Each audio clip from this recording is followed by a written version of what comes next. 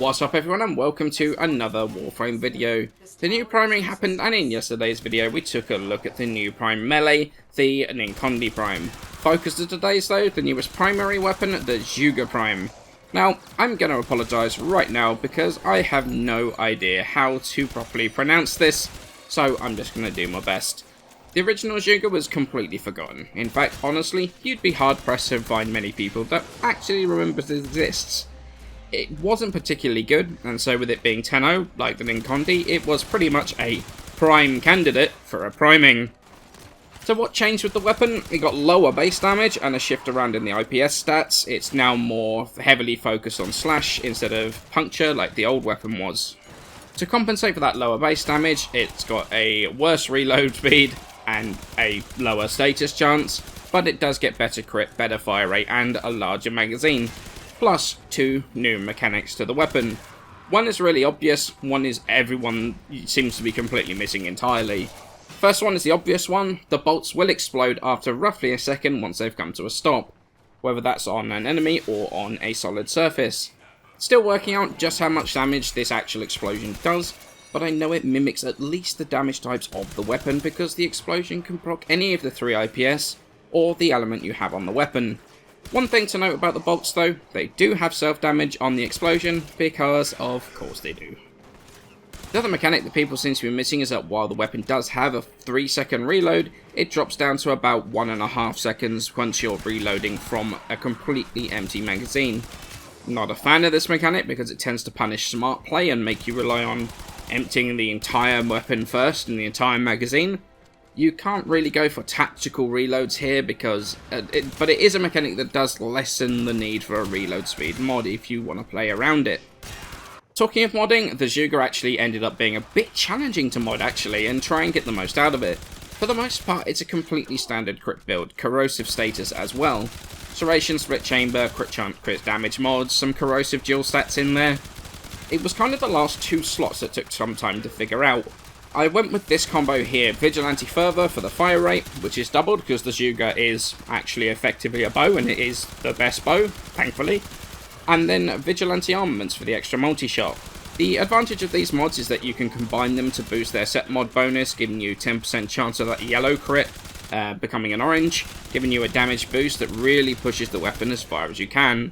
The reason for no shred on here is because the punch through, while it's nice, makes the bolt go through the enemy, often impacting the wall behind or some terrain behind, completely negating the potential of that explosive damage, and actually it removes a large portion of the potential damage of the weapon. I'm going to quickly mention the other build that I'm sure is going to get thrown around by people, Viral and Slash. Corrosive against heavily armoured target actually works on this way better than Viral Slash does. The thing is, once you hit a certain threshold in terms of status, Corrosive for stripping armor works way better than relying entirely on slash procs, especially since repeated viral procs are completely wasted and do nothing but refresh duration. The whole slash procs are unaffected by armor thing you hear a lot, and definitely guilty of saying this in the past, is kind of only half true.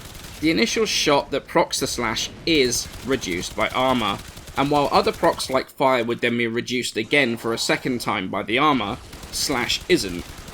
But it is really quite misleading to say slash procs ignore armor because, like I say, that really is only sort of half true. Same thing here with Hunter Munitions. Absolutely not a good choice on here. You've got a 66% chance to crit, which isn't huge anyway, and then only 30% of that 66% is going to proc another one singular slash proc.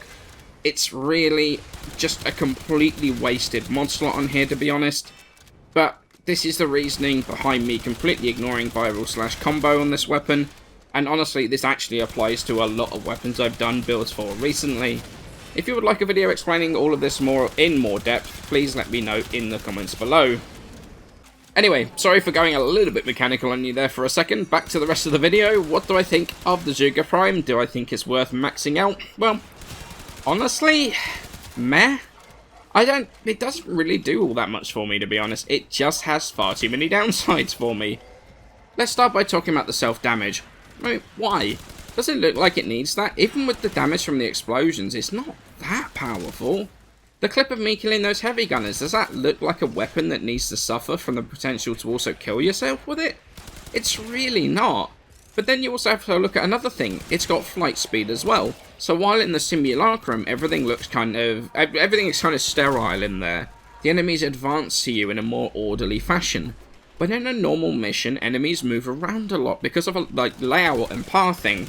So does this performance in a perfect environment looks like it justifies flight speed and the potential to miss from that when it compare it to hit scan, which is just point and click, combined with self-damage? It's really, it's a double hit of a negative there. And then you've got the reload speed, which is 3 seconds. That is really painful. It really hurts smart play, personally. What it's effectively doing is saying fire those extra 2 rounds at an enemy, even if you're not going to kill them, so you can reload faster. Or you can do it now and have a 3-second reload if you want to play smart, and make sure that you aren't going to reload partway through killing something. Plus, let's be real, a lot of us are what I like to call COD reloaders, which is where I take the time to reload before engaging into another fight or into another enemy, which means that this passive doesn't actually proc that often for me, and I suspect it's actually a reason, or a lot of the reason, why people straight up miss the fact that this actually exists.